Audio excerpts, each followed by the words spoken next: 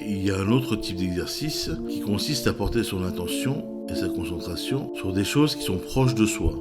Ces exercices peuvent être faits quand vous le voulez, au quotidien, même dans la rue. Je vais vous donner 2 exemples. J'ai souvent entendu des psychotiques me dire que quand ils marchaient dans la rue, ils anticipaient les gens dans la rue et ils en avaient peur. En passant, beaucoup de gens anxieux sont dans l'anticipation dans tous les cas de figure, même dans une rencontre entre amis. Le problème ici, c'est que l'esprit est trop dispersé. Les yeux sont écarquillés à l'affût de n'importe quoi qui pourrait arriver. L'esprit est beaucoup trop vigilant à son environnement. En gros, on fait beaucoup trop attention aux autres. Un peu comme si on était traumatisé finalement. Là, il faut à la fois ramener les yeux vers soi-même ou directement devant soi. Je ne veux pas dire regarder son nombril évidemment.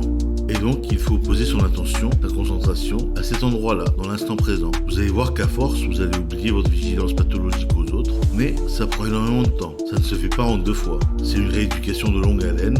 J'ai pas dit que vous ne deviez pas lever la tête, mais vous allez voir que les gens que vous connaissez et que vous deviez rencontrer, vous les rencontrerez tout naturellement sans vous prendre la tête. Ensuite, le 2e exemple, c'est celui de vos ruminations.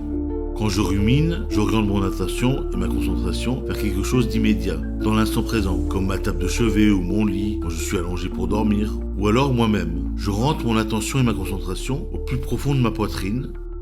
Le but de l'orthokinésie psychique est aussi de rentrer en soi.